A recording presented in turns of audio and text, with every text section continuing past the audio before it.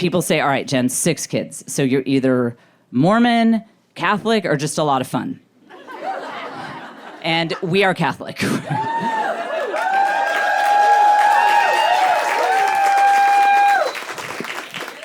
That's not normally the response I get when I say that. Did the Pope send you guys? Like, what do you... No, so I was a lifelong atheist who converted to Catholicism. So I got the Uno reverse card, you know? When I was exploring religion, my friends said, Jen, you should be spiritual but not religious. I've landed on religious but not spiritual. And that is as good as it's going to get. It's my best. And look, honestly, I know for people of faith, it is very important to have a vibrant, thriving friendship with Jesus. I truly believe this. It's just not going very well at all. And part of that is on his end. He has to take some responsibility here. This will help it make sense to you.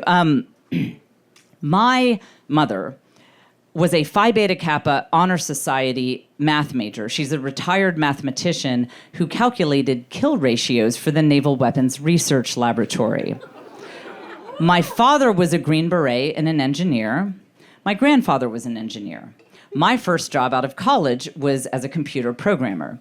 What I'm trying to tell you is that I am genetically designed to really struggle being friends with people who are invisible.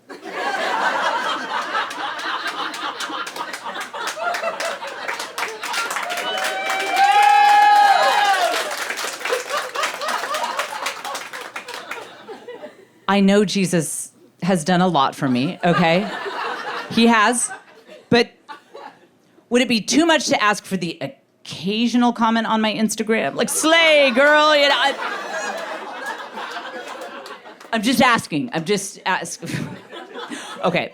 Now, the way I came to believe in God is I read a whole bunch of theology books. So I know all the theology stuff.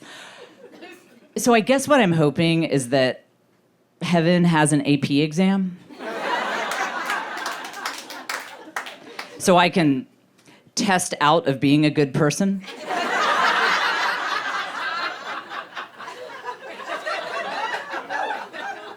I get to the pearly gates, and St. Peter's like, Jen, you never forgave anyone. But your essay on transubstantiation was incredible. Come on in. Come on in.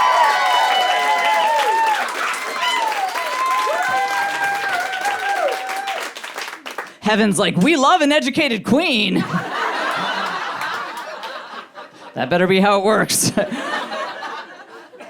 People ask what our parents thought of our conversions to Catholicism because my husband was also not raised Catholic. And what they said was, we are open-minded to all faiths, and we simply want you to be blah, blah, blah, blah, blah, blah. I think what it was is because my husband is an only child and I'm an only child, we were their only shot at grandchildren. I think my mom and my mother-in-law were fist bumping each other like, thank God they found the one where they just breed recklessly.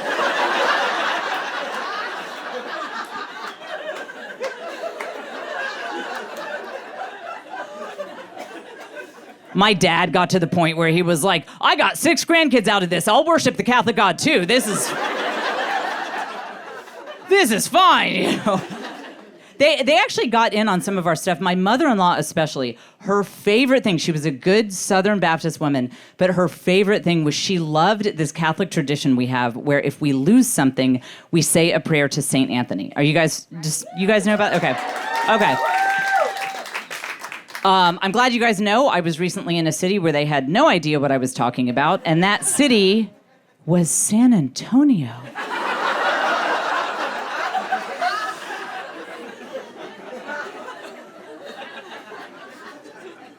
So my mother-in-law loved this. She was a tough East Texas woman, came from generational poverty. She was a single mother. And if you've ever known a woman like that, they are practical. They're all about whatever works. So she would start calling me up. You know, she'd lose her car keys. She'd be, cursing up a storm like, Jennifer, you got to say that prayer. Because she knows it works better if a Catholic says it. And I would say, I fancied myself as a bit of an evangelist for my religion. So I'd say, I want to let you know we're not praying to these saints like they're gods. It's like asking your neighbor if she'd be like, say the prayer, God, if I So...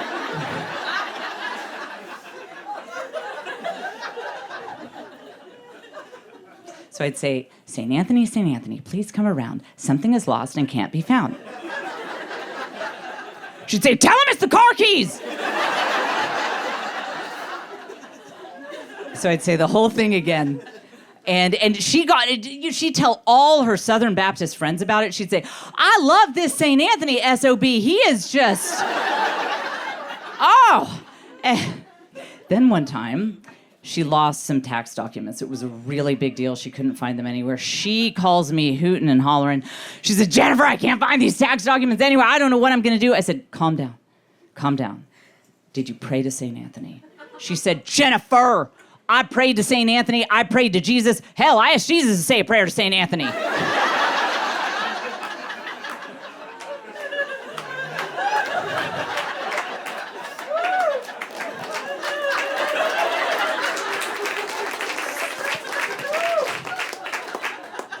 So I am the token Catholic in my family, in my group of friends, and I'm still getting used to it. It still feels kind of weird. And sometimes my old life and my new life collide. Like one time we were visiting my grandfather, and my 3-year-old daughter got into his prescription anti-anxiety medication. It was scary. She was okay. We took her to the ER, and the nurse said, okay, she will be okay, but the clinical diagnosis is she is high as a kite. She said she can't name her colors, but she can smell them. The nurse looked at us, this respectable Catholic mom and dad. She said, do you think you could think of any way to entertain her while she's in this state so that we can keep her under observation for a few hours? The memories were instantaneous. We put on Pink Floyd's The Wall. We found the YouTube video. There's just 10 hours of a spinning eye.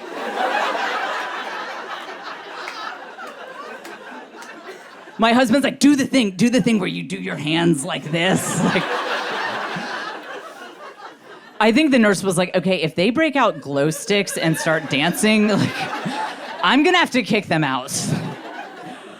Another time, I made the mistake of inviting the president of my homeowners association and her 2 young children over to my house for a play date. It was going well, and then her 5-year-old ran inside and said, Mommy, they have the best sandbox toy. And I was like, did we? Okay. He's like, you gotta come see it. So we go outside, and his brother is holding up, it has a big funnel at the top, and then a long tube. It had my husband's fraternity logo on it. And all down the tube were the all capital words, chug, chug, chug, chug. And her kids are happily pouring sand down it. She said, what kind of sandbox toy is this? I said, I don't know, but Mattel has really fallen off.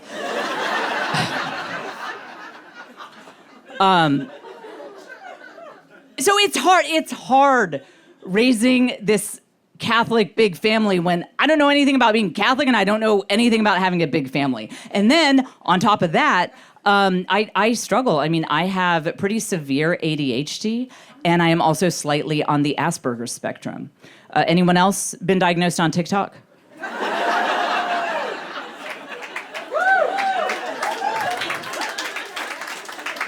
I might also have generalized anxiety disorder, but Kaylee hasn't posted part 4 to the video because she's been grounded, so...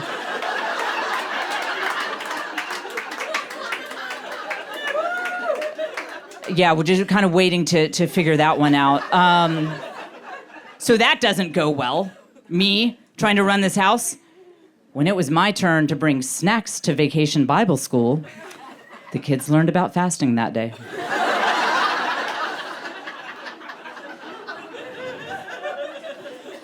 I do try. Like, for my daughter's birthday, I made her this really fun Monsters in the Slime Pit birthday cake. And it was supposed to be a Mermaids at the Beach cake, but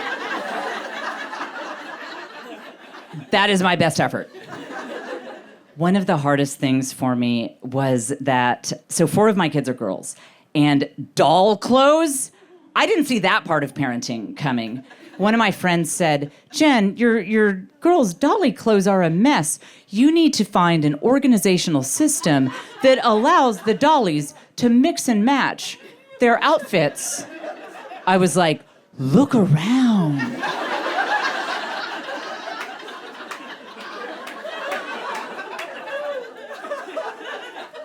You may notice that fully half of my human children are not dressed.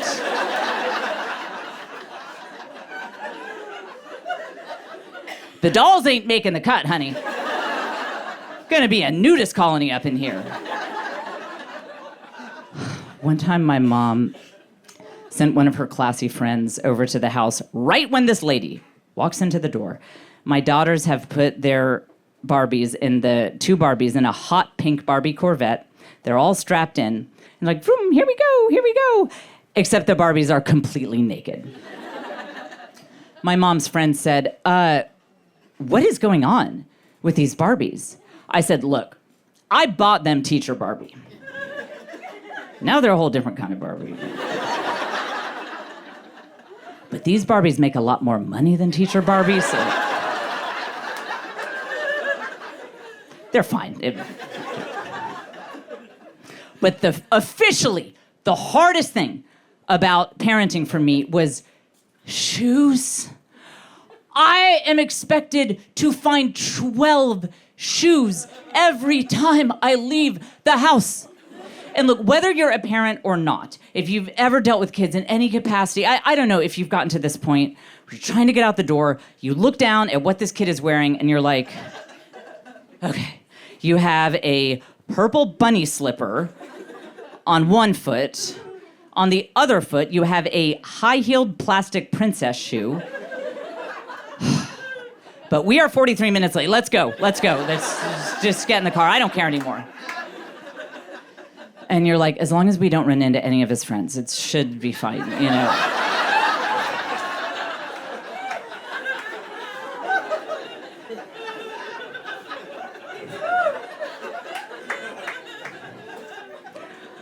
One time, we were headed out to a picnic that my church was having. It was way far away from home. No turning back now. Right as we are rolling up, my daughter says from the back, Mommy, I forgot my shoes. And I was like, oh, God. It's so frustrating because you know how it is. You know how you want to show up when you hang out with people from church. You know, you want to show up like a total fraud.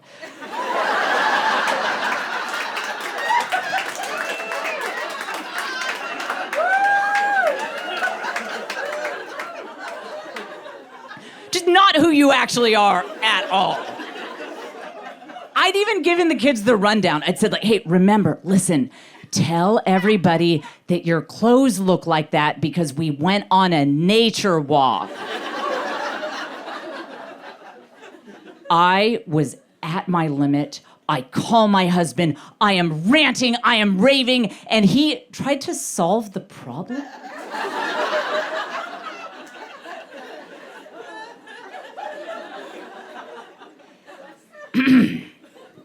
Gentlemen, if your wife calls you screaming the details about how yet another day in her life has degenerated into a complete dumpster fire, the only answer she is looking for is, oh my gosh, honey, your life is so hard. How do you even do it?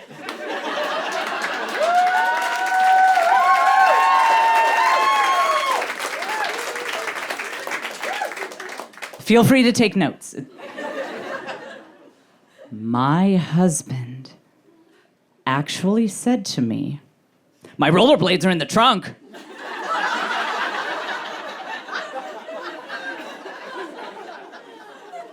I said, she is a 9-year-old girl. What are you imagining? She's just gonna stand there stiffly in the rollerblades and I push her through the picnic?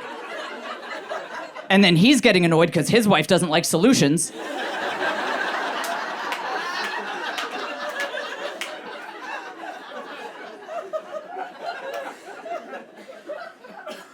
Then he says, these words actually left his mouth. Then he says, somewhere in the minivan are a roll of paper towels and rubber bands.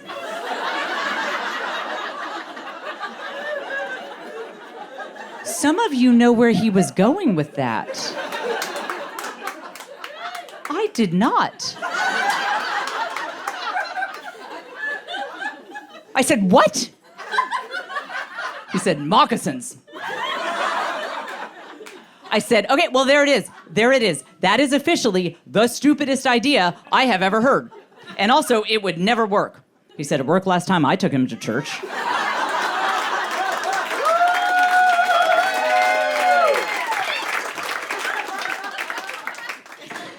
At some point, you lose respect for the people in your community for not calling Child Protective Services on you.